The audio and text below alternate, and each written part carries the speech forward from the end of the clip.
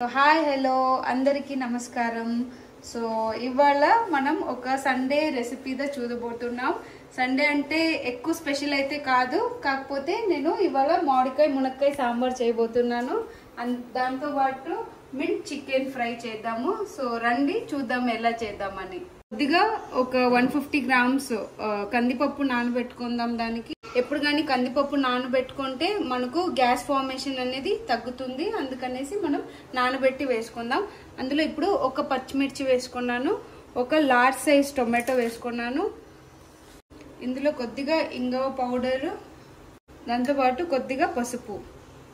So ఇవి వేసేసి ఇప్పుడు మూత పెట్టేద్దాం. ఇందులో ఒక 5 విజిల్స్ వచ్చిన తర్వాత ఆఫ్ చేద్దాం.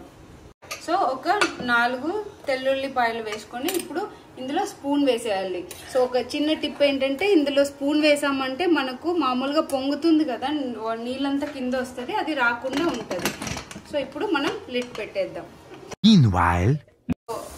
ప్యాన్ లో ఒక 2 స్పూన్స్ ఆయిల్, ఒక ½ స్పూన్ ఆవాలు.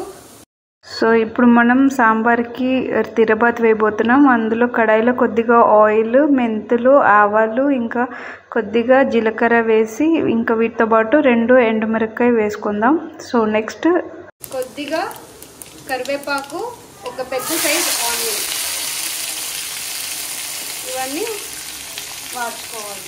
కొద్దిగా కరివేపాకు, ఇంగువ పొడి, దాంతోపాటు ఒక పెద్ద మునక్కాయ, చిన్న మామిడికాయ పీసెస్.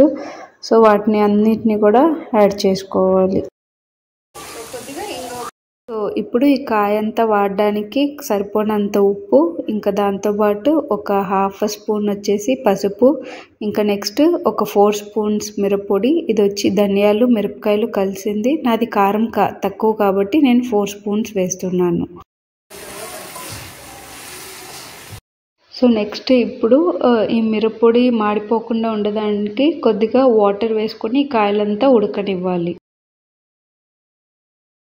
సో ఇప్పుడు 5 విజిల్స్ తర్వాత పప్పు ఉడికింది. సో నేను హ్యాండ్ బ్లెండర్ పెట్టి దాన్ని బాగా మ్యాష్ చేసుకుంటున్నాను. సో ఇప్పుడు కాయలంతా ఉడికిపోయింది. ఇంకా నెక్స్ట్ వచ్చేసి మనం బ్లెండ్ చేసిన పప్పుని యాడ్ చేసుకుందాం. సో వీటినంతా కాసేపు ఉడకనిద్దాం. సో ఈ స్టేజ్లో మనం చింతపండు జ్యూస్ వాడుకుందాం. తక్కువే వాడాలి, ఎందుకంటే మనం ఆల్రెడీ మామిడికాయ వేసాం కాబట్టి ఎక్కువ పుల్లగా అయిపోతే సాంబార్ టేస్ట్ బాగోదు. సో దీన్ని ఉడకనిచ్చి ఇంకా లాస్ట్లో గార్నిషింగ్కి కొత్తిమీర వాడుకుందాం. సో దీంతో సాంబార్ రెడీ. ఒక 2 టేబుల్ స్పూన్స్, ఒక 500 గ్రామ్స్ చికెన్కి కొద్దిగా 2 టేబుల్ స్పూన్ శనగపిండి, ఒక ½ స్పూన్ సాల్ట్. సో ఇక్కడ 2 స్పూన్స్ శనగపిండి లేకపోయినా కొద్దిగా ఒక 2 spoons cornflour, ½ spoon black pepper. So వీటినంతా వేసుకొని మంచిగా బైండ్ చేసుకోండి. ఒక ప్యాన్లో కొద్దిగా ఆయిల్ యూజ్ చేసుకొని వీటినంతా ఇలా బైండ్ చేసుకొని ఫ్రై చేసుకోవాలి. చికెన్ని కొంచెం టాస్ చేయండి. చూడండి, ఈ చికెన్ మంచిగా వచ్చేసి బైండ్ అయ్యి కొంచెం బాగా కుక్ అయింది. సో ఇప్పుడు దీన్ని ఒక ప్లేట్లోకి ట్రాన్స్ఫర్ చేసుకుందాము. సో ఈ తర్వాత మనం ఏం చేయాలనేసి చూద్దాం. సో ఇప్పుడు అదే కడాయిలో ఆ ఆయిల్ ఉంది ఆల్రెడీ. సో దాంట్లో ఒక పీస్ అల్లము చిన్నగా ఫైన్గా చాప్ చేసుకున్నవి, ఇంకా ఒక 7 to 8 క్లావ్స్ అంటే తెల్లుల్లి, వీటిని కూడా మనం ఫైన్గా చాప్ చేసుకొని ఈ రెండింటిని మనం యాడ్ చేసుకొని వాడుకోవాలి. సో ఇప్పుడు ఈ మిక్సీ జార్లో ఒక 4 to 5 షాలెట్స్ అంటే చిన్న ఆనియన్స్ ఉంటాయి కదా, అవి, ఇంకా కొద్దిగా ఒక ½ హ్యాండ్ వచ్చేసి కొత్తిమీర, ఒక 3/4 హ్యాండ్ వచ్చి పుదీనా, మళ్ళీ కొద్దిగా అల్లము, కొద్దిగా ఉల్లిపాయలు.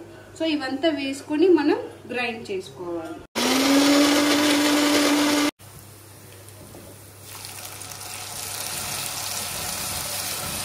ఇప్పుడు ఆ ప్యూరీ యాడ్ చేసుకొని దాని సరిపోయేంత ఉప్పు యాడ్ చేసుకొని వీటిని బాగా మిక్స్ చేసుకొని నెక్స్ట్ మనం ప్లేట్లో ఉంచిన చికెన్ని యాడ్ చేసుకోవాలి. సో దీన్ని మంచిగా స్టిర్ ఇవ్వాలి.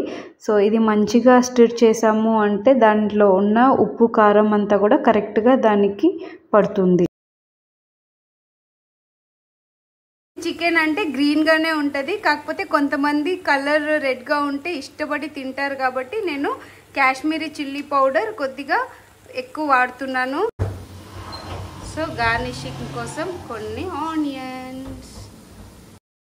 నా Sunday lunch combo ready. So ఎవరికైతే ఈ కాంబినేషన్ నచ్చిందో ఖచ్చితంగా లైక్ చేయండి, కామెంట్ చేయండి, షేర్ చేయండి.